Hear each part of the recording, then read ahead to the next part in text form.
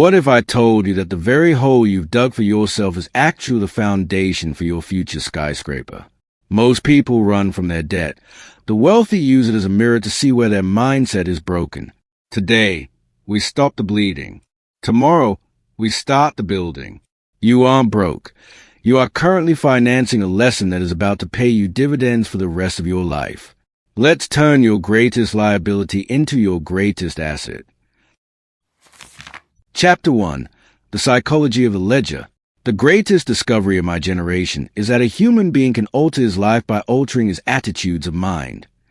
William James. You are standing in a room with no windows.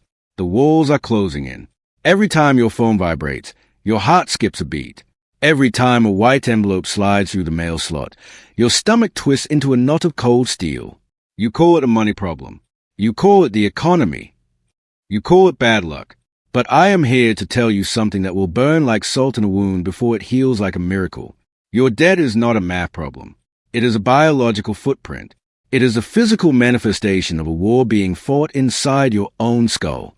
Before we move a single cent, before we look at a spreadsheet or call a bank, we must look into the mirror. We must perform an autopsy on the choices that brought you here. Not to shame you. Shame is a heavy chain that keeps you anchored to the bottom. But to wake you up, the ledger in your hand is merely a reflection of the ledger in your brain. Your brain is a masterpiece of survival, but it was never designed for a modern bank account. When you are underwater, when the bills are higher than the paycheck, your brain does not think about the future. It cannot.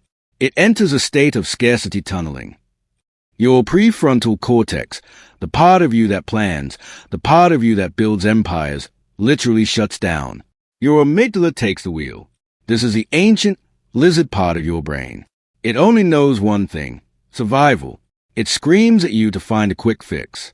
It pushes you to buy that expensive meal or that new gadget just to feel a fleeting spark of dopamine, a tiny fire to keep the dark away. But that fire is fake. It burns out in minutes and leaves you colder than before. You aren't bad with money. You are stuck in a biological loop of fear. You are trying to solve a spiritual hunger with a plastic card. Elias is a hard worker. He makes a decent living. But every month, he finds himself sliding deeper into the red. He tells himself he needs a new car to look successful for his clients. He tells himself his kids need the best clothes to fit in at school. But when we strip away the excuses, we find the bone. Elias grew up watching his parents scream about rent every Friday night. His nervous system learned that money equals adrenaline and pain. Now, as an adult, he spends money to mask the smell of that old fear. He isn't buying a car. He is buying a temporary shield against the feeling of being less than. We all have an Elias inside us. We all have a version of ourselves that uses debt as an emotional bandage. But you cannot heal a broken soul with a loan. You have to stop the bleeding at the source. You have to rewire the circuit. There are two types of fire in this world. There's the fire that burns your house down, and there's the fire that forges a blade. Debt is the same. Destructive debt is a wildfire. It is consumerism without a soul. It is borrowing from your future self to pay for a present you haven't earned. It is a slow leak in your oxygen tank. Constructive debt, however, is a controlled burn. It is leverage. It is a tool a master uses to multiply his strength. The difference is not found in the interest rate. It is found in the intent. One is a cage. The other is a ladder. Most people are trapped in the cage because they use debt to buy things that lose value the moment they touch them. They are trading their life force, their hours, their breath, their blood, for objects that will end up in a landfill. That stops today. We are shifting from the mind of a consumer to the mind of an architect. Close your eyes for a moment. Feel the weight of what you owe. Don't run from it. Let it sit on your chest like a block of granite. That weight is not your destiny. It is your raw material. A sculptor doesn't look at a rough, jagged stone and cry because it isn't a statue. He realizes that the statue is already inside the stone, waiting to be cut out.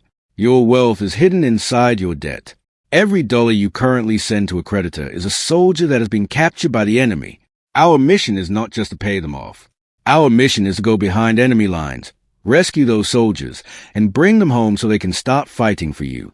This requires a level of honesty that most people cannot handle. It requires you to look at your bank statement and see the truth. Every transaction is a vote for the person you want to become. Walt Disney, Before the empires and the theme parks, there was a man who went bankrupt. He was buried in the red. His first studio failed. He was a man who knew the crushing silence of an empty pocket. But he didn't view his failure as a tomb. He viewed it as a laboratory. He learned how to manage the pressure. He learned that money is a shadow. It only grows when you move toward the light. He didn't let the scarcity of his surroundings dictate the abundance of his vision. He performed an autopsy on his failures and found the blueprint for his success. You are no different. Your current struggle is your training ground. The stress you feel right now is the resistance that will grow the muscles of your character. We must stop treating money as taboo and start treating it as energy. If you are in debt, your energy is leaking. You are giving your power away to institutions that don't know your name and don't care about your dreams. Why? Because you were taught to seek comfort over freedom. Comfort is a drug. It makes you soft. It makes you settle for a life that is smaller than your potential. Freedom, however, is a forge. It is hot, it is demanding, and it requires you to burn away the parts of yourself that are weak. It requires you to look at that credit card and see it for what it truly is, a contract with a ghost. You are promising your future time you haven't lived yet, to pay for a past you've already forgotten. Break the contract. The neuroscience of wealth begins when you move from I can't to how can I. This simple shift in language reopens the tunnels in your brain. It turns the lights back on in your prefrontal cortex. When you say, I'm in debt, you are identifying with a whole.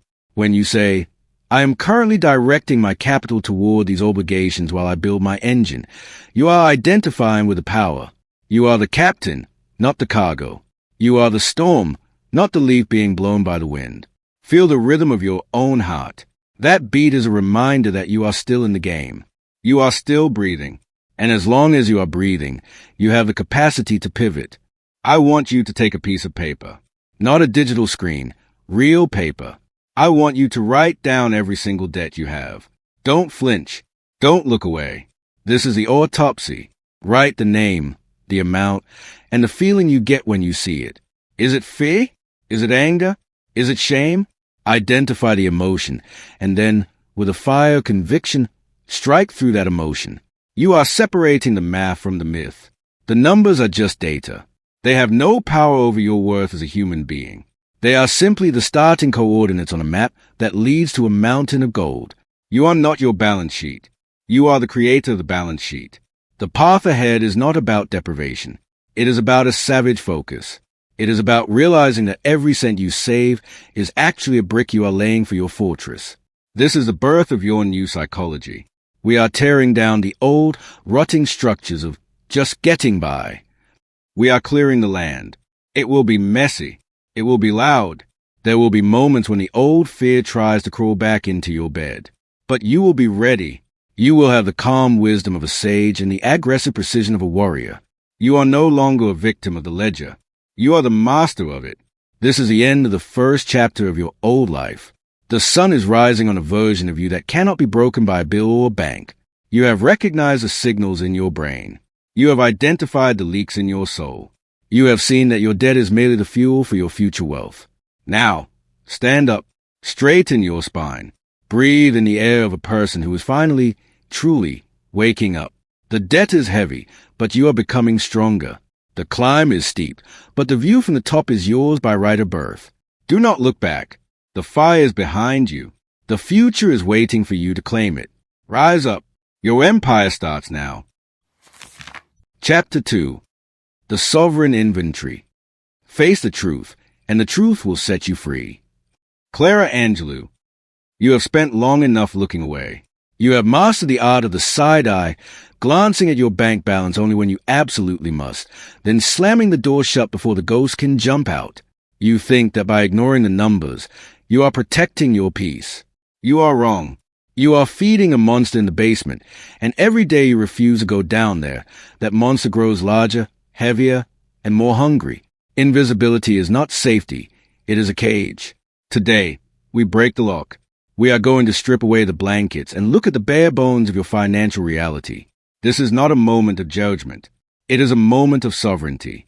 To own your future, you must first own your mess. You must become the king or queen of your own wreckage before you can turn it into a palace. Right now, Your nervous system is wired to see a bill as a threat to your life. When you see a negative balance or a mounting interest charge, your brain reacts as if a predator is stalking you in the tall grass. Your blood pressure spikes. Your breath becomes shallow. You feel a tightness in your chest that you've lived with for so long you forgot what it feels like to breathe deep. This is the avoidance loop. It is a biological survival mechanism that has gone off the rails. By hiding from the truth, you are keeping your body in a state of constant, low-level panic. You are burning through your life force just to keep the lights off. We are going to change that. We are going to look at your debt until it becomes boring. We are going to stare at the numbers until they lose their teeth. Sarah is brilliant, sharp, and capable in every area of her life, except her mailbox. She lets letters pile up like a mountain of dead leaves because she is terrified that seeing the total will crush her spirit. She feels like a fraud. But the truth is, the way to the unknown is 10 times heavier than the way to the truth. When Sarah finally sat down and wrote every single cent on a whiteboard, something strange happened. She didn't collapse. She didn't die. She actually started to laugh. She realized that the monster was just a set of digits. Once the numbers were out of her head and on the board, they stopped being a ghost and started being a target. She shifted from a victim being hunted to a sniper with a mission. She took back her eyes. She took back her breath. You are going to perform a sovereign inventory. This is a radical act of self-respect. Grab a pen, not a keyboard, but a physical pen, and feel the grit of the paper. This is where you draw the line in the date. You are going to list every creditor, every loan, every hidden fee, and every small debt you tried to pretend doesn't exist. Do not blink. Do not apologize. As you write them down, notice the physical sensation in your body. If your heart races, let it race. If your hands shake, let them shake. Do not run. Stay in the room. You are proving to your own biology that you are stronger than these symbols. You are the observer. The observer cannot be conquered by what he observes. This is about moving from the red brain of panic to the blue brain of strategy. When you name the enemy, you strip him of his magic. In the ancient world, to know something's true name was to have power over it. Debt thrives in the dark corners of your mind, wrapped in shame and maybe next month. When you drag it into the harsh light of the sun, it begins to wither. You will find that some of what you feared is actually smaller than you imagined. You will find that other parts are larger, but even then, the clarity will bring a cold, sharp relief. Uncertainty is the mother of anxiety. Clarity is the father of courage. You are choosing the sharp edge of the truth over the dull ache of a lie. Consider the great explorers who mapped the unknown oceans. They didn't have GPS. They didn't have a guarantee of safety. They had a compass and the guts to write down exactly where they were, even if where they were was in the middle of a deadly storm. If you don't know your exact coordinates, you cannot plot a course to the shore. You have been drifting for years, hoping the wind would just happen to blow you toward wealth. It doesn't work that way. Wealth is a calculated destination. This inventory is your first map. It is the moment you stop being a piece of driftwood and start being the captain of the ship. Even if the ship is leaking, at least you finally know where the holes are. Shame is a primary tool your creditors use to keep you silent. They want you to feel small. They want you to feel like a failure so that you won't negotiate, won't fight, and won't demand better. But shame is a useless emotion in the world of wealth. It carries no value. It pays no bills. Throw it in the fire. You made choices based on the information and the emotional state you had at the time. Fine. That person is dead. The person listening to this right now is a new entity. You are a sovereign being taking account of your kingdom. If the kingdom is in debt, that is simply a state of affairs to be corrected. It is not a stain on your soul. It is a knot in a rope, and you are the one who is going to untie it. As you look at your completed list, realize that this is the highest your debt will ever feel. From this second forward, you are the one in control. You are no longer waiting to see what happens. You are the one who happens to the debt. You have neutralized the charge. Look at the largest number on that page. Say it out loud. Hear the sound of it in the air. Does the ceiling fall? No. Does the ground open up? No. It is just a sound. It is just a measurement of where you are starting. Every great empire in history was built on top of the ruins of something else. Your wealth will be built on these very numbers. They are the foundation stones. This is a forge. We are heating up the metal of your life so we can hammer it into a new shape. It takes heat to make steel. It takes pressure to make diamonds. The discomfort you feel during this inventory is a feeling of your old, weak self being burned away. Let it burn. Don't try to save the old you. The old you is the one who got into this mess. We want the new you, the one who can look at $1 million in the red or $1 million in the black with the same steady, unwavering gaze. This is a neutral mind. It is a secret weapon of the world's most elite performers. They do not get high on the wins or low on the losses. They stay in the center. They stay in the power. Now, look at that list one more time. This is your battle order. You are no longer looking at money owed. You are looking at a series of missions. Each line is a wall you are going to tear down. Each interest rate is a leak you are going to plug. You have moved from a state of paralysis to a state of preparation. The air in the room should feel different now. Thinner, sharper. You have done what 90% of the world is too cowardly to do. You have looked the truth in the eye without blinking. You have reclaimed your territory. You have declared your sovereignty. You are the master of this ledger. The numbers serve you. You do not serve them. You have cleared the fog, and for the first time in a long time, you can see the horizon. It is far away, yes. It will take work to get there, absolutely. But you are on the path. The map is in your hand. The fire is in your gut. Do not let the weight of the past slow your stride. The past is a ghost, and you just exorcised it. Stand tall. Look at your work. You are no longer a person in debt. You are a person in training. The wealth is already beginning to flow because you have finally made room for it by clearing out the lies. Rise up. The mission has begun. Chapter 3. The Velocity Strategy. Success is a sum of small efforts, repeated day in and day out. Robert Collier. You have faced numbers. You have looked the beast in the eye and refused to blink. Now, it is time to move. But we are not going to crawl. We are going to strike. Most people approach their debt with a butter knife, scraping away at the edges while the interest grows like a weed in the dark. They follow slow, dusty methods that take decades to show results. They lose heart. They give up. I am here to hand you a sledgehammer. We are moving beyond the slow walk of paying bills. We are entering the realm of wealth velocity. Velocity is not just speed. It is speed with a specific direction. It is about how fast your money moves from being a liability to becoming an asset. It is a difference between a stagnant pond and a rushing river. One breeds disease. The other generates power. Your brain is wired to crave quick wins. This is a neurological fact. When you see a small debt disappear, your brain releases a hit of dopamine that tells you to keep going. But if the process is too slow, if you feel like you are running in sand, your brain will eventually choose a path of least resistance and slip back into old habits. To prevent this, we must optimize your cash flow with the precision of a surgeon. We are going to find the leaks in your life, the places where your life force is dripping onto the floor, and we are going to redirect that energy.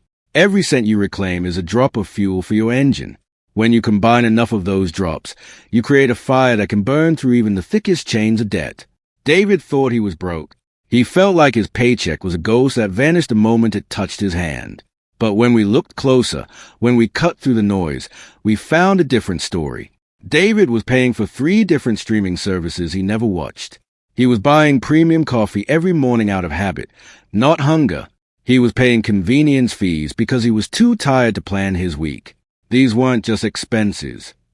They were small holes in his ship. By plugging those holes, David found an extra $400 a month. That wasn't just $400. In the world of velocity, that was a weapon. He didn't just pay his smallest debt with it. He attacked it. He felt the rush of power that comes when you stop being the prey and start being the hunter. You must perform a cash flow extraction right now. Look at your life with a cold, hard gaze. Where's the waste? I am not talking about living a life of misery. I am talking about living a life of intention. Every dollar that leaves your pocket must have a mission. If it isn't feeding your body, protecting your family, or killing your debt, it is a traitor. Hunt those traitors down. Cancel the subscriptions. Stop the mindless scrolling that leads to mindless clicking. Cook your own food and taste the grit of your own discipline. This is not about saving money. It is about reclaiming your sovereignty. You are taking back the hours of your life that you traded for that money. You are saying, this belongs to my future, not to a corporation's bottom line. While we attack the debt, we must also protect the mind. This is where most gurus get it wrong. They tell you to put every single cent toward your debt until it is gone. That is a recipe for a nervous breakdown. If you have zero margin, if your bank account sits at zero every month, your brain will stay in scarcity mode. You will live in fear of a flat tire or a broken tooth. To break the cycle, you must build a psychological safety fund. This is a small stash of cash, enough to cover a minor emergency, that sits in a separate account. It is not for spending. It is for breathing. It is a physical message to your subconscious that says, I am safe. I am prepared. I am no longer a victim of chance. This fund acts as a shock absorber for your soul. It keeps you in the blue brain of strategy instead of the red brain of panic. Think of the way a jet engine works. It takes in air, compresses it, and then forces it out at incredible speeds. The power comes from compression. Your financial life has been thin air, scattered and weak. We are going to compress it. You are going to take all that hidden money you found and aim it at a single point of impact. We are not going to sprinkle money over 10 different debts. We are going to choose one, the one that carries the most emotional or financial weight, and we are going to crush it. Once that debt is dead, you take the money you were paying on it, plus your hidden money, and you move to the next target. This is a snowball, but with an engine. The momentum builds. The velocity increases. Soon, you aren't just paying debt. You are creating a vacuum that pulls you toward wealth. Elena was a single mother working 2 jobs, buried under medical bills. She felt like she was drowning in a storm. She didn't have extra money. Also, she thought. Elena started a velocity log. Every time she chose a cheaper option or skipped a luxury, she wrote down the difference. $5 here, $10 there. By the end of a week, she had $60. She didn't spend it on a treat. She threw it at her smallest bill. She did this every week for a year. The rhythm became a song. The small wins rewired her brain. She stopped seeing herself as poor and started seeing herself as a wealth architect. By the time the big debts were gone, she had developed the habits of a millionaire. She didn't just change her balance sheet. She changed her DNA. Speed is your ally. Silence is your shield. Do not talk about what you are doing. Just do it. Let the world see the results, not the process. When you move with velocity, you leave the ghosts of your past behind. They can't keep up with a mind that is focused on a single, burning goal. You are forging a new identity. Every time you redirect $1 toward your debt, you are casting a vote for your freedom. You are telling the universe that you are ready for more. If you cannot manage $100 with precision, you will never be trusted with $1 million. This is your audition for the life you've always dreamed of. Show up, play big, move fast. The world will try to distract you. It will tell you that you deserve a break, that you've worked hard, that one little purchase won't hurt. That is the voice of the cage. It is a lie. What you truly deserve is to walk the earth without a single person owning a piece of your time. You deserve to wake up and know that everything you see belongs to you. You deserve the peace that comes from knowing you are the master of your own energy. To get there, you must be willing to do what others won't. You must embrace the heat of the forge. You must be willing to let the old you burn away so the new you can rise from the ash. The velocity strategy is not a one-time event. It is a way of being. It is a constant state of optimization. Even when the debt is gone, and it will be gone, you will keep this mindset. You will continue to look for ways to make your money move faster, work harder, and grow bigger. You are building a muscle that will serve you for the rest of your life. You are moving from a state of survival to a state of mastery. Feel the rhythm of the momentum. Feel the weight lifting off your shoulders as the first target falls. This is the sound of your future being born. Stand up. Look at your bank statement not with fear, but with the eyes of a commander. Find your first target. Find your hidden fuel. Create your safety fund. The time for talking is over. The time for someday is dead. You have the map, you have the tools, and you have the fire. Every second you wait is a second you are giving to your creditors. Take your life back. Start the engine. Move with the speed of a storm and the precision of a light beam. Your wealth is waiting for you at the end of the road, but it will not come to you. You must go and seize it.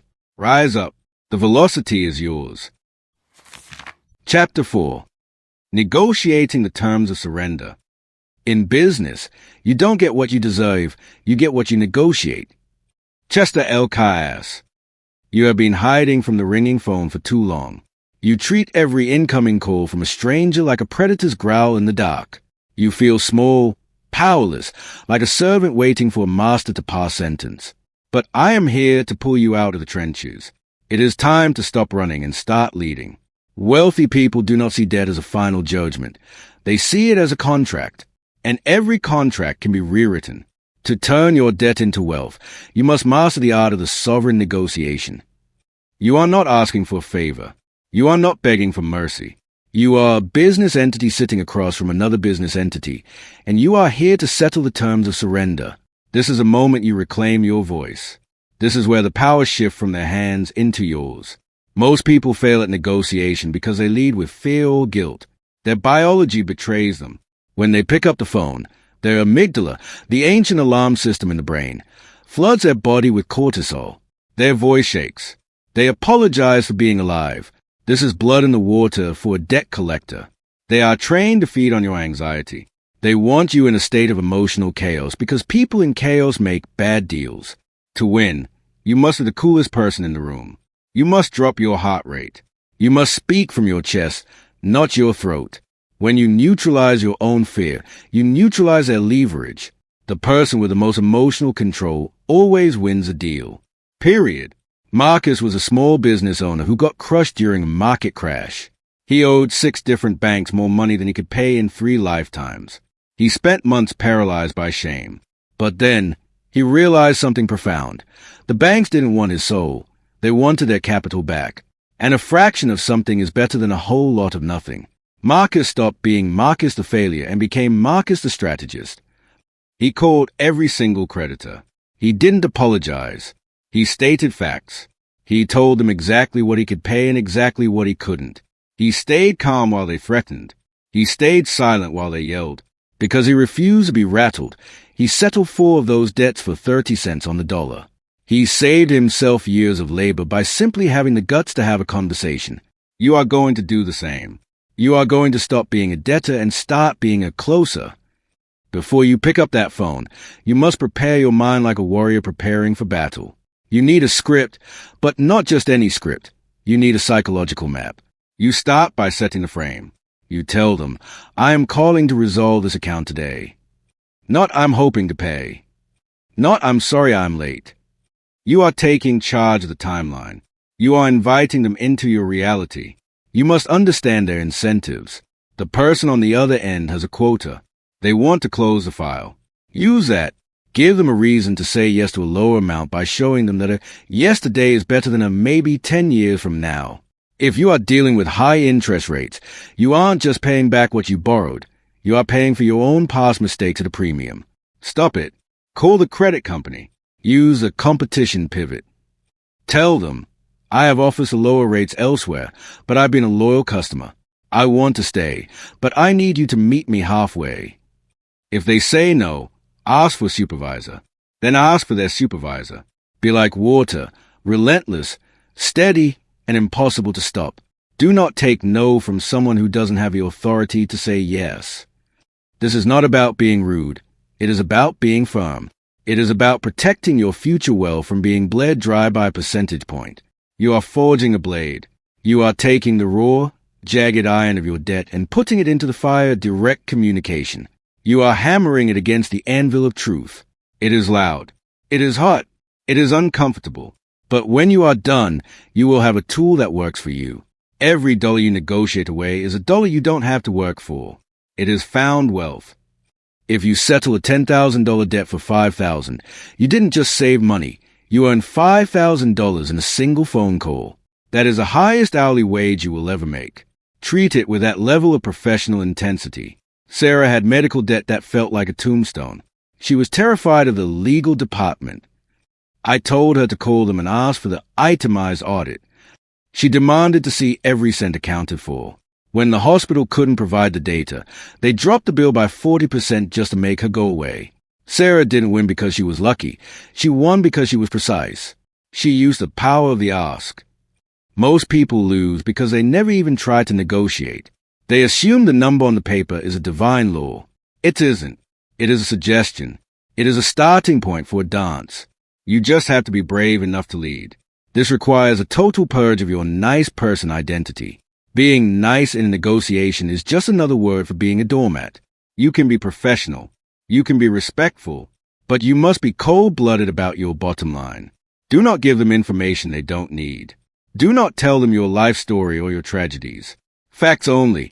I have $500 available to settle this $5,000 debt today. If you want it, we sign the papers now. If not, I move to the next creditor on my list. Silence is your best friend. After you make an offer, shut up. Let them sit in the quiet. Let them feel the pressure of the deal slipping away. The first person to speak usually loses. Your brain will try to talk you out of this. It will tell you that you are being difficult or that you should just pay what you owe.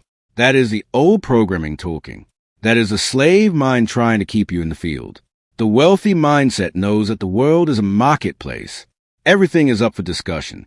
If you are going to turn debt into wealth, you have to be willing to fight for every inch of ground. You have to value your own sweat and time more than you value the comfort of a bank's profit margin. This is a battle for your freedom. Treat it like one. When you reach an agreement, and you will get it in writing, do not move a cent until you have the terms of surrender on a piece of paper or an email. This is the final step of the sovereign inventory. You are locking in your victory. You are turning a vague, scary debt into a concrete, finished transaction. Feel the rush of blood through your veins as you hang up that phone. That is a feeling of a winner. That is a feeling of someone who has stopped being a victim of the system and started being a master of it. You have looked the beast in the eyes and made it blink. You are rising. Every successful negotiation is a brick in the wall of your new fortress. You are proving to yourself that you have the emotional intelligence to handle high-stakes situations. You are proving that you can stay calm in the storm. This skill will not just get you out of debt. It will make you a millionaire. The ability to ask for what you want, stay firm under pressure, and close a deal is the foundation of all true wealth. You aren't just settling bills. You are building a superpower. Stand tall. Your voice has weight. Your time has value. Your future is not for sale. You have the scripts, you have the strategy, and you have the steel in your bones. Go back to that list you made. Pick the phone up. Make the call.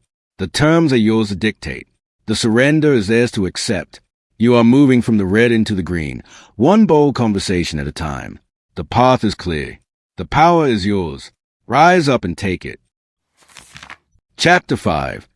Bridging the gap from saving to leveraging. Your income can grow only to the extent that you do. Tihavika. The bleeding has stopped. You have stitched up the wounds, plugged the leaks, and held the line against the creditors. For the first time in years, perhaps in your entire life, you can hear the sound of your own heartbeat without the static of a looming bill. But do not make the mistake of staying here.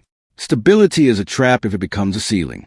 Most people spend their lives trying to get back to even. They fight and claw just to reach a zero balance, and then they stop. They think that being debt-free is a finish line. It isn't. Being debt-free is a starting block.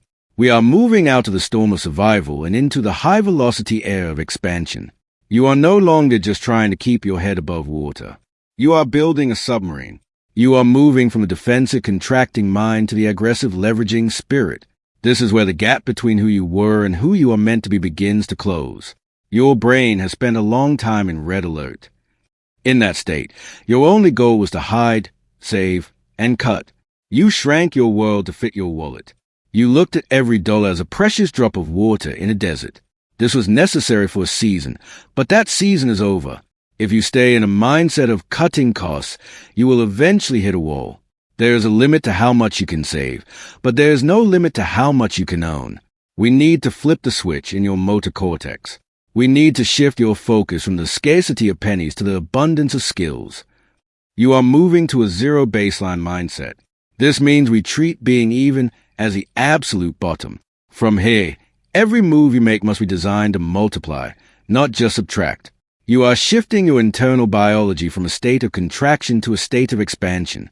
Thomas worked a job he hated to pay off credit cards he shouldn't have had. He spent 2 years living on beans and rice, cutting his own hair, and walking to work. He reached zero. He was debt-free, but he felt empty. Why? Because he had spent 2 years learning how to be small. He had become an expert at losing less.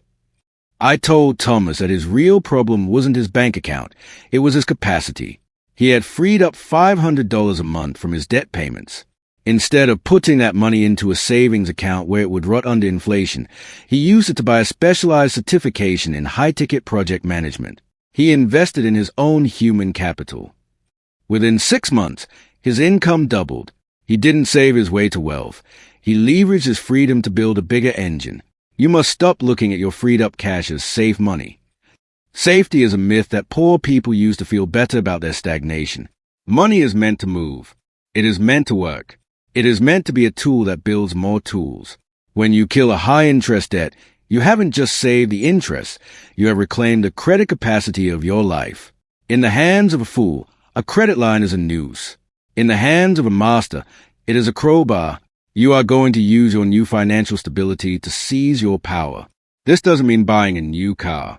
It means buying speed. It means buying the knowledge that will shorten your path to the top. Every dollar you spend on your own mind is a dollar that pays 1,000% interest for the rest of your life. Imagine your life as a forge. For a long time, the fire was going out. You were cold. You were desperate. Now, the fire is steady. But a steady fire just keeps you warm. We want a fire that melts steel. To get that, you have to pump the bellows. You have to feed the flame. You do this by investing in micro-assets. These are small, high-return moves that require very little capital but massive intention. It could be a side business that uses your existing skills. It could be a piece of equipment that makes you twice as fast at your craft. It could be the cost of a plane ticket to a room where people are playing a game 10 times bigger than yours. This is the bridge. You are crossing over from a world of people who work for money to the world of people whose money and minds work for them. Maria was a nurse who felt stuck at a pay grade that would never make her wealthy. She cleared her debts, but she didn't just sit on the cash. She realized that her greatest asset wasn't her bank balance. It was a specialized knowledge. She spent her debt-freedom money on a course to learn how to consult for medical legal cases. She used her freed-up time to build a network. She didn't wait for a raise. She created a new reality. She leveraged her stability to take a calculated risk. She understood that the bridge from debt to wealth isn't built with bricks of gold. It is built with the steel of self-education and the concrete of action. You are the pilot of a high-performance aircraft. For a long time, you were just taxiing on the runway, burning fuel, and going nowhere. Debt was the weight in the cargo hold that kept you grounded. Now, the weight is gone. You are at the end of the runway. You have a choice. You can keep taxiing and feel safe, or you can pull back on the stick and fly. Flying requires more energy. It requires you to trust your instruments. It requires you to embrace the thin air. But the view from the top is the only one worth having. Stop playing small. Stop asking, what if I lose? And start asking, what if I dominate? The universe has no sympathy for a person who reaches the shore and refuses to get out of the boat. Neurologically, your brain needs a victory loop. You need to see that your discipline leads to expansion, not just the absence of pain. If you only use your money to stay at zero, your brain will eventually rebel. It will get bored. It will seek excitement in destructive spending. You must feed the hunger for growth. When you invest in a micro-asset or a new skill, you are telling your subconscious, we are on the move. We are hunters again. This triggers a release of testosterone and dopamine, the chemicals of the winner. It sharpens your focus. It makes you see opportunities where you used to see obstacles. You are no longer looking for a way out. You are looking for a way up. This is the moment of your rebirth. The debtor is dead. The saver is fading. The architect of wealth is rising. You are forging a new identity that is grounded in strength and oriented toward victory. You are not afraid of the market. You are not afraid of the future. You are the one who shapes the future. Every dollar you have is a seed. Don't eat the seed. Plant it. Water it with your sweat. Protect it with your focus. And eventually, you will sit in the shade of a forest you built with your own 2 hands. The gap is narrowing. The shore is within reach. Look at your hands. Feel the power in your grip. These are the hands that will build your empire. Look at your mind. It is a supercomputer that has been cleared of the viruses of fear and lack. You are ready. You are capable. You are authorized by your own will to become the person you were meant to be. The bridge is under your feet. The other side is calling your name. Do not walk, run. Do not hesitate. Decide. You have paid your dues to the past. Now, it is time to collect your dividend from the future. Stand tall. Breathe deep. The world is waiting for you to stop being a success story and start being a force of nature. You have the stability. You have the leverage. You have the light. There is nothing left to hold you back. The days of shrinking are over. The era of expansion is here. Your wealth is not a dream. It is a mathematical certainty if you have the guts to keep moving. Rise up. The bridge is yours to cross. The kingdom is yours to claim. Chapter 6. The process of converting bad debt into good debt. The only difference between a rich person and a poor person is how they use their time and their money. Robert Kiyosaki. You have spent your life being told that all debt is a sin. You were taught that owing money is a stain on your character, a heavy chain that you must break to finally be free. For the average person, this is the truth. For the masses, debt is a predator that eats their future while they sleep. But I am here to tell you that the elite, the ones who build empires and change the world, see a completely different reality. They don't run from debt. They hunt with it. They don't let it sit on their chests. They use it as a fulcrum to move the world.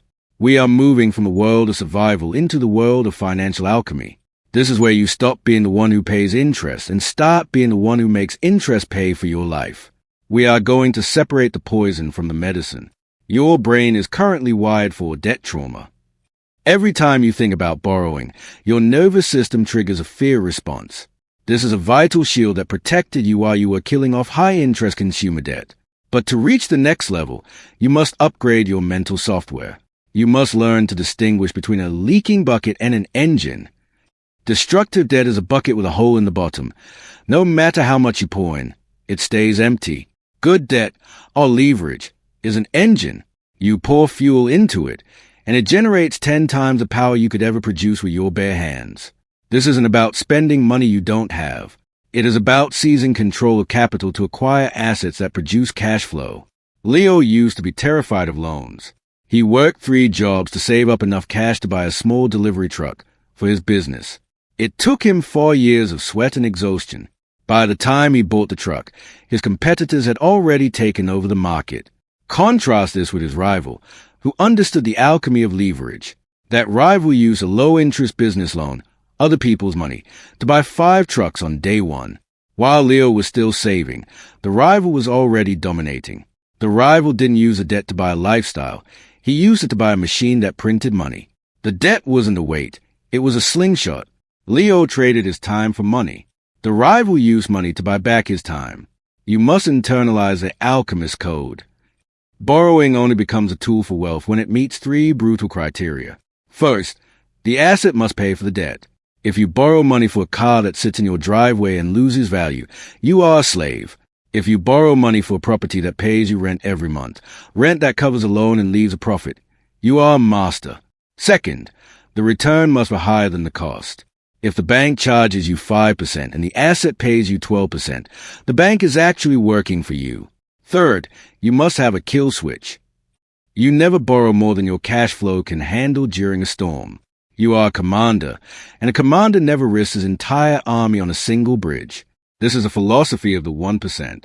They realize that there's a massive ocean of capital sitting in banks, waiting for someone with a plan. Most people use that capital to buy things that rust, rot, and depreciate. They use it to pretend they are rich before they actually are. This is a trap for the soul. The alchemist does the opposite. He lives like a monk so he can use his credit to buy things that grow. He understands that inflation is a monster that eats savers but feeds borrowers of good debt. When the value of money drops, your debt actually shrinks while your asset grows. You are using the very system that keeps others poor to accelerate your rise to the top. Elena had cleared her consumer debt and had a solid credit score. She didn't go out and buy a designer bag to celebrate. Instead, she used her credit capacity to take out a mortgage on a small, undervalued apartment near a university. The rent from the students paid the mortgage, the taxes, and the insurance. Every month, she had an extra $300 in her pocket. She didn't work an extra hour for that money. The bank's money was working for her. She had turned a liability, the bank's capital, into her own personal wealth-building machine. She was no longer trading her breath for dollars. She was trading her strategy for freedom. Neurologically, this shift requires calculated courage. You are moving away from the safety of the shore and into deep water. Your brain will scream at you that debt is bad. You must talk back to your brain with the cold precision of a mathematician. You must look at the numbers and see the truth. Is this debt taking money out of my pocket, or is it putting money in? If it takes money out, it is a demon. If it puts money in, it is a servant. You are the architect. You are the one who decides which tools to pick up and which to leave on the ground. You are forging a suit of armor. In the beginning, the metal is heavy. It feels restrictive. You have to learn how to move in it. But once you master the weight, you are invincible on the battlefield. Most people are running into the fight naked, hoping their hard work will save them. Hard work is a lie if it isn't backed by leverage. You only have 24 hours in a day. You only have so much blood in your veins. To build a legacy that lasts, you must find ways to multiply your presence. Good debt is the most powerful multiplier ever invented. It allows you to be in 10 places at once. It allows you to own the mountain instead of just mining the coal. There's a visceral power in knowing that you are using the bank's own game to win your freedom. When you sign a contract for an income-producing asset, you are not signing away your life. You are signing a decree of expansion. You are declaring that you are ready to manage larger flows of energy. You are stepping into the shoes of the greats, the builders of railroads, the founders of tech giants, the masters of real estate. They all started with a vision and a loan. They didn't wait until they were ready.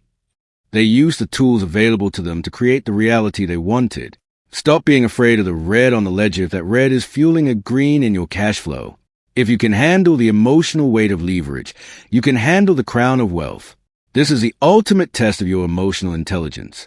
Can you stay calm when you owe $1 million if you know that million is making you 10 million?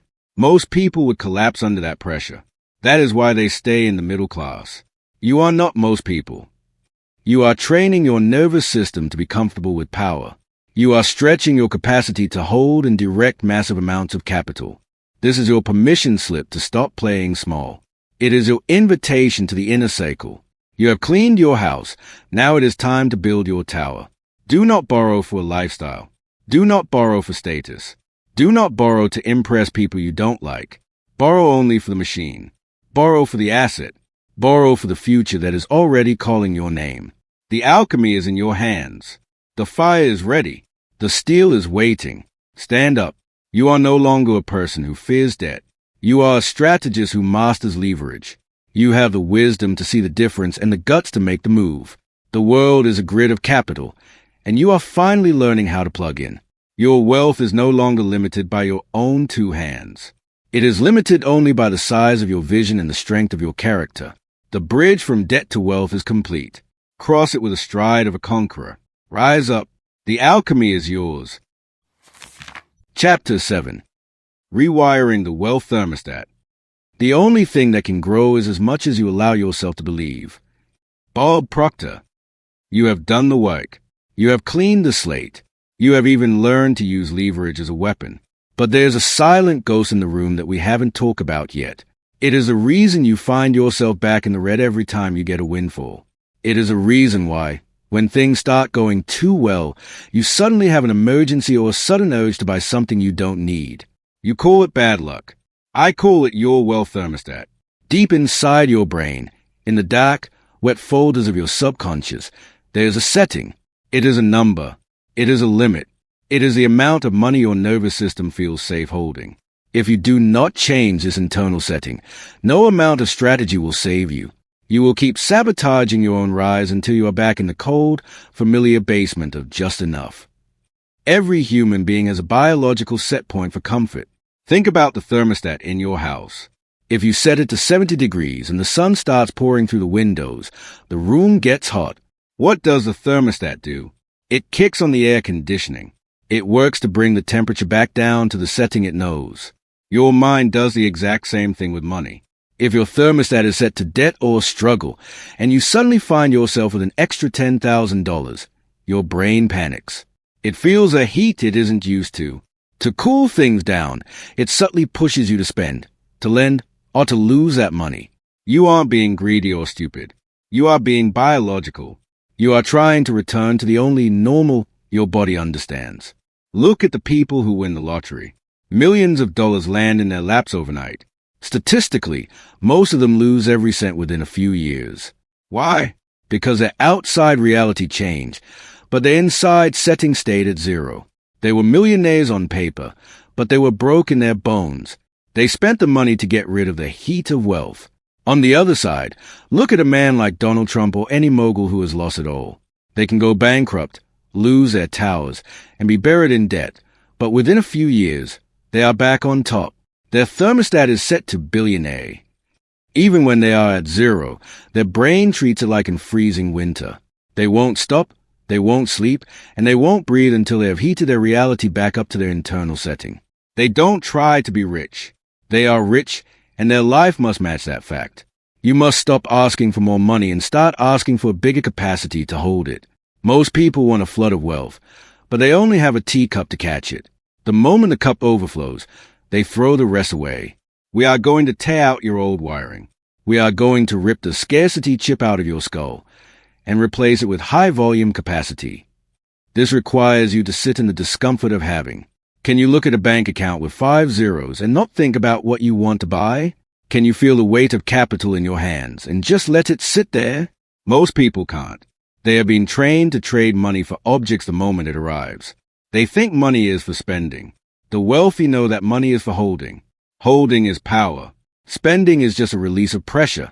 Janet worked a corporate job and finally paid off her student loans. She had an extra $1,000 a month. But every time her savings hit $5,000, her car would break down, or her dog would need a vet, or she would accidentally find a vacation deal she couldn't pass up.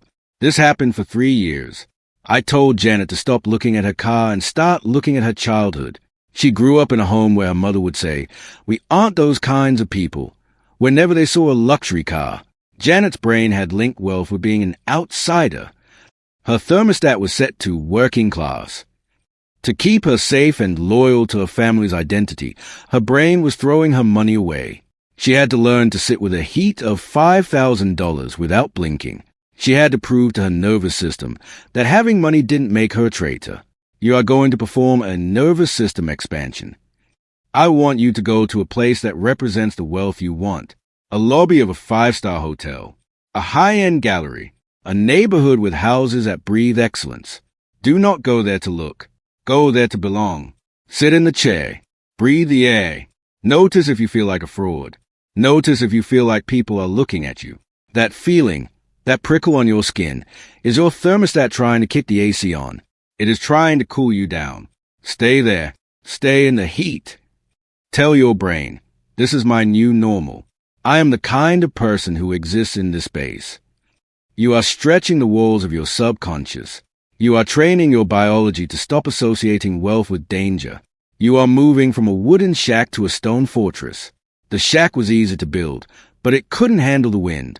The fortress is heavy. It requires deep foundations. It requires you to be a person who can carry weight. Wealth is a responsibility. It is a mass of energy that requires a strong container. If you are weak, the money will crush you. If you are strong, the money will support you. We are forging the steel of your character so that you can stand under the pressure of millions. This is not about positive thinking. This is about structural integrity. You are building a mind that doesn't crack when the numbers get large. Neurologically, we are targeting your reticular activating system, the filter in your brain. When your thermostat is set low, your brain literally hides opportunity from you. It filters out the high-level deals because they don't fit your struggle identity. When you turn the dial up, when you demand a higher setting, your brain starts to see things it missed before. You notice the conversation at the next table. You see the pattern in the market. You recognize the person you need to talk to. You aren't getting lucky. You are simply seeing the world as it actually is, instead of the world your fear allowed you to see. This is the end of the small you. The version of you that was comfortable in the red is dead. You are burying that person today. You are stepping into a version of yourself that is wide, deep, and steady. You are a person who can hold wealth without it changing your heart rate. You are a person who views $1 million as a good start, not a final destination. This is not arrogance. It is clarity. It is knowing exactly what your internal setting is and refusing to accept anything less. Stop being afraid of the heat. Let it burn away the old excuses. Let it melt the shame. Let it fuse your intentions into a single, solid block of will. You are the one who sets the temperature. If the world outside is cold, you turn up the fire inside. If the world outside is chaotic, you stay centered in your abundance. You are the master of the dial. Your wealth will grow to the exact level of your internal setting, and not 1 inch further. Stand tall. Feel the expansion in your chest. You are no longer a cup. You are an ocean. You are no longer a shack. You are a fortress. You have the wisdom to see the setting and the power to change it. The old limits are gone. The ceiling has been shattered. The heat is here, and you are ready to thrive in it. Rise up. The thermostat is in your hand. Set it to empire and never look back. Chapter 8. Building the Infinite Asset. Your life only gets better when you get better. Work on yourself harder than you do on your job. Jim Rohn. You have broken the chains. You have silenced the collectors and mastered the math of the bank. But do not mistake the absence of debt for the presence of wealth. A man with no debt and no skills is still just a man waiting for the next storm to knock him down. We are moving now into the most critical phase of your ascent. We are going to build the only asset that cannot be stolen, taxed, or eroded by market crash. We are going to build you. You are the engine. You are the source. You are the infinite asset. Every dollar you have fought to reclaim from your past must now be fed back into the machine of your own capability. If you want to change your bank account, you must first change your worth to the world. Wealth is not something you chase. It is something you attract by the person you become. Most people treat their income like a limit. They see a paycheck and they build a life that fits inside it. The wealthy do the opposite. They treat their income as a feedback loop. They ask, what version of me is required to make this number 10 times larger? Your brain is a biological supercomputer, but most of you are running outdated, low-level software. You are trying to win a high-stakes game with a mindset that was designed for survival, not dominance. We are going to wipe the hard drive. We are going to install the high-velocity skills and the rock-solid reputation that make you magnetic to capital. This is a human capital revolution. You are no longer a worker. You are a creator of value. Value is the only currency that never loses its edge. Samuel was a mechanic who spent his life fixing other people's problems for a flat hourly rate. He paid off his debts, but he was still trading his breath for a fixed fee. He felt stuck. I told Samuel to stop looking at the wrench and start looking at the master. He took his first freedom check, the money that used to go to his credit cards, and bought a high-end course on robotic diagnostics. He didn't just learn a skill. He sees a future. He became the only person in his city who could fix the most complex engines. His value didn't just go up, it exploded. He didn't have to hunt for customers anymore. They waited in line for him. He moved from the bottom of the food chain to the top of the pyramid because he had the guts to reinvest in his own bone and brain. You must become a savage learner. The world is moving fast, and if you are not sharpening your blade every single day, you are getting dull. The moment you stop increasing your value is the moment you start going back into debt. Debt is the price you pay for being replaceable. When anyone can do what you do, you have no leverage. When you are the only one who can solve a specific, high-level problem, you dictate the terms. Use your freed-up capital to buy books, hire coaches, and attend workshops. Do not look at the price. Look at the return. A $1,000 seminar is cheap if it teaches you how to make $100,000. A $5 book is a steal if it gives you the mental model that saves you 10 years of trial and error. You are the investment. Bet on yourself. Reputation is a social credit of the wealthy. It is the weight your name carries when you are not in the room. In the world of wealth, your word is steel. If you say a thing will be done, it must be done with excellence and speed. You have spent years with a debtor's reputation. Someone who hides, someone who avoids, someone who breaks promises. You are burning that identity today. You are building a new brand based on unbreakable integrity. When people know that you deliver more than you promise, you create a vacuum that pulls opportunities toward you. You don't have to beg for deals. Deals find you. Your character is the foundation of your fortress. If the foundation is cracked, the gold will eventually fall through the floor. Chloe is a freelance designer who struggled to pay her bills. She was talented, but she was unreliable. She missed deadlines. She didn't communicate. She had poor person habits. When she decided to turn her debt into wealth, she didn't just change her budget. She changed her blood. She started delivering every project 24 hours early. She started sending value reports to her clients, showing them how her work was growing their business. She became indispensable. Within a year, she was charging triple her old rates. Not because she got better at design, but because she got better at being professional.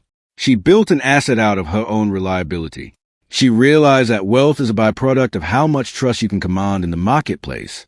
Neurologically, we are building myelin. Every time you practice a high-level skill, every time you choose a difficult task over the easy one, you are wrapping the neurons in your brain with a fatty layer that makes your thoughts move faster. You are literally physically changing the structure of your head. You are becoming a high-frequency transmitter. People can sense the difference. They can feel the velocity in your speech and the steel in your gaze. You stop smelling like need and start smelling like power. This is a shift from the scarcity mind to the mastery mind. You are no longer looking for a handout. You are looking for a place to exert your force. You are moving from being the coal to being the diamond. Both are made of carbon. The difference is the pressure. The debt you face was the pressure. It was the weight of the earth trying to crush you. But you didn't break. You rearranged your atoms. You became clear, hard, and brilliant. Now, you must polish the stone. You must refine your skills until they cut through the noise of the world like a laser. You are a unique expression of value. There is no one else who can bring your specific blend of experience, grit, and vision to the table. Own that. Charge for that. Be that. Your network is a force multiplier of your human capital. You are the average of the 5 people you spend the most time with. If you are still hanging out with the people who helped you get into debt, you will eventually go back there. They will pull you down with their complaints, their small thinking, and their good enough attitude. You must find the rooms where you are the poorest person there. You must find the people who speak the language of billions and legacy. Pay to get into those rooms. Offer value to those people. Be the one who works the hardest and ask the best questions. A single connection with a person of high value can do more for your wealth than 10 years of grinding in isolation. This is an infinite loop. You earn. You reinvest in your skills. Your value goes up. You earn more. You reinvest in your network. Your opportunities grow. You earn even more. This is how the wealth gap truly widens. It isn't just about money. It is about the compounding interest of human excellence. Most people stop when they have enough. You are not most people. You understand that enough is a lie told by the lazy to justify their stagnation. You are a creature of expansion. You are a child of the sun. You are meant to shine with a light that never fades. Stand up. Feel the electricity in your limbs. You are the most valuable thing you will ever own. Your mind is a gold mine. Your skills are the tools. Your reputation is a vault. You have the fire, the focus, and the faith. Do not waste another second on trivial things. Do not spend your freedom money on toys for a broken ego. Spend it on the evolution of your soul. Become so good they can't ignore you. Become so valuable they can't afford to lose you. The world is waiting for you to step into your full power. You are rising. Every book you read, every skill you master, and every promise you keep is a step up the mountain. You are leaving the valley of debt behind forever. You are moving into the heights of mastery. The air is thinner here, but the view is endless. You are the infinite asset. You are the creator of your own destiny. The wealth is not in the bank. It is in your bones. Rise up. The empire is inside you. Chapter 9. The Legacy Architecture. The only thing you take with you when you're gone is what you leave behind. John Maxwell. You have reached the summit. The air is thin. The view is vast, and the chain that once dragged behind you have been melted down to forge the crown you now wear. You have turned your debt into wealth. You have moved from the red into the black, and from the black into the gold. But here, at the peak, a new truth awaits you. Wealth is not a destination. It is a responsibility. If your only goal was to see a large number on a screen, you have merely won a game of vanity. True wealth, the kind that outlasts your breath and outruns your shadow, is about significance. It is about building a structure so strong that the storms of the future cannot shake it. We are shifting now from being a worker to being an architect. We are moving from success to legacy. You are no longer just surviving your life. You are designing a world that will exist long after you are gone. Your brain is wired for the hunt, but now it must learn to protect the kill. The adrenaline of the chase is over. Now comes the steady, cold-blooded work of preservation. Many people build a mountain of gold only to watch it crumble because they forgot to build the foundation. They think wealth is a fountain that will never run dry. They are wrong. Wealth is a fortress, and every fortress needs walls. You must protect your new reality with the same ferocity you used to create it. This means moving from the aggressive ego to the sovereign protector. You are creating a legacy architecture, a system of insurance, legal shields, and generational education that ensures the fire you started today becomes a sun for your children's children. Think of a man named David. David spent 20 years building a real estate empire from nothing. He was a lion. He fought for every inch of ground. But David thought he was immortal. He kept all his assets in his own name. He had no plan for the day his heart would stop beating. When he passed away, the government took half. His children, who had never been taught the alchemy of the ledger, fought over the rest and lost it all to bad deals within 3 years. David built a tower of sand. He had success, but he failed at significance. He didn't build a legacy. He just built a pile of money that vanished the moment he did. Contrast this with the families who have held wealth for 7 generations. They don't leave piles of cash. They leave operating systems. They leave trusts that protect the capital and rules that govern the character. You must become the chief executive of your bloodline. This starts with hard-coding your safety. You need insurance, not because you are afraid, but because you are prepared. Insurance is the moat around your castle. It ensures that a single accident or a single lawsuit cannot wipe out the years of sweat and blood you poured into your empire. You need trust, legal vaults that hold your wealth outside the reach of predators and the taxman. This isn't about hiding. It is about strategic placement. You are placing your assets where they can do the most good for the longest time. You are thinking in centuries, not paychecks. You are moving your wealth from the temporary to the eternal. The most important part of your architecture is not the money. It is the mind of the next generation. If you give your children money without giving them the wealth thermostat we built in Chapter 7, you are not helping them. You are poisoning them. You are handing a loaded gun to someone who has never seen a target. Your legacy is the education you provide. You must teach them the grit of the autopsy. You must show them how to see the difference between a tool and a trap. You must make them understand that money is a servant, but a terrible master. If they do not know how to turn debt into wealth, they will surely turn your wealth back into debt. The cycle of poverty is broken not just by a bank account, but by a belief system. Clara grew up in the shadow of debt, just like you. When she finally built her wealth, she didn't hide the struggle from her daughter. She made her daughter sit with her during the sovereign inventory. She showed her the red lines and the green lines. She taught her that every dollar is a soldier. When Clara set up a trust, she didn't make it a handout. She made it a matching fund. The trust would only give the daughter money if she produced value in the world first. Clara wasn't just leaving money. She was forging a successor. She was ensuring that the fire of discipline would continue to burn long after her own torch went out. She built a bridge that didn't just cross a river. It led to a new continent. Neurologically, we are moving from the mid-center of the brain to the impact center. This shift releases a different kind of chemical. It isn't the quick spike of dopamine from a purchase. It is a deep, steady flow of serotonin and oxytocin that comes from knowing you are provided for those you love. This is the highest state of human performance. When you work for a purpose larger than yourself, you find a gear you didn't know you had. You become tireless. You become invincible. Your wealth becomes a tool for your values. You are no longer working for a living. You are living for a legacy. This is a shift that turns a rich person into a legend. You are planting a tree whose shade you will never sit under. You are digging a well that others will drink from. This requires a level of selflessness that most people never reach. They are too busy trying to have it all now. But you are different. You have felt the weight of the chains, and you have made a vow that no one who carries your name will ever feel that weight again. You are the great ancestor. You are the one who changed the trajectory of the bloodline. You are the point in history where the struggle ended and the empire began. That is a heavy crown, but you have the neck to carry it. Your legacy architecture must include a vision document. This is a soul of the wealth. It is a record of your philosophy, your mistakes, and your victories. It is a map you leave for those who follow.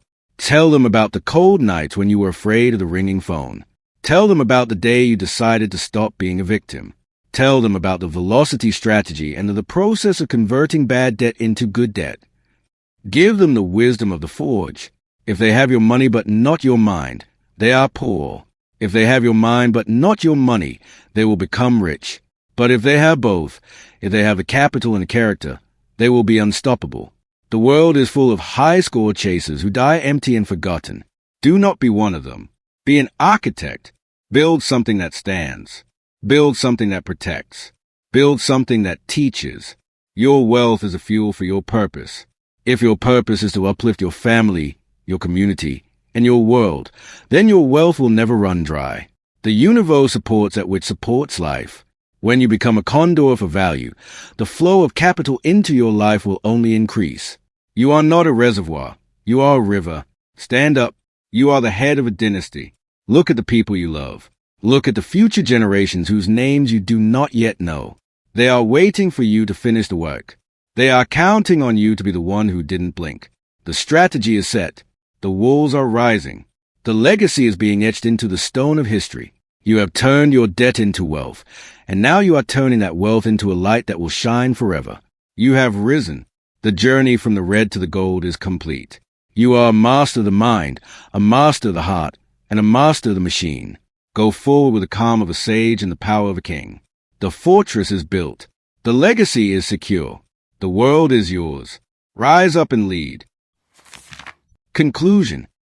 The secret of change is to focus all your energy not on fighting the old, but on building the new. Socrates. You are standing at the edge of a world that no longer recognizes a person you used to be. The old version of you, the one who flinched at the sound of a notification, the one who lived in the shadow of a ledger, has finally vanished. That person is now a ghost, a memory, a shadow left behind in the furnace of your transformation. You have done more than move numbers from the red into the black. You have moved your soul from the cage into the light. The numbers on your screen may still be shifting, and the markets may still breathe their storms, but the eyes looking at them have changed. You have evolved. You have transitioned from a victim of interest to a master of capital. Never forget the path that brought you here. Debt was never your enemy. It was a forge. It was a brutal teacher that forced you to find the steel in your bones and the surgical precision in your mind. It stripped away your excuses until only your true power remained.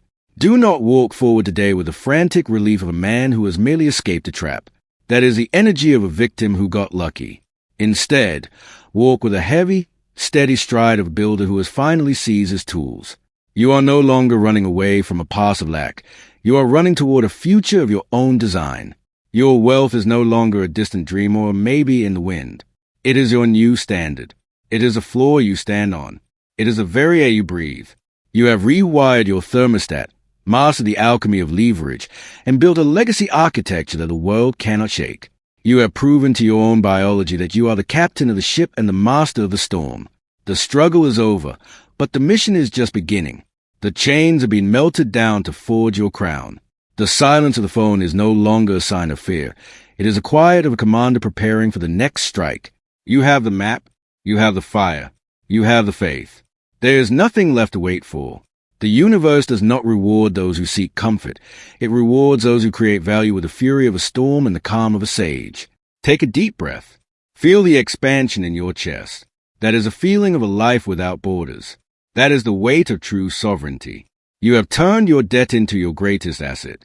Now, with the conviction of a king and the clarity of a light beam, go create.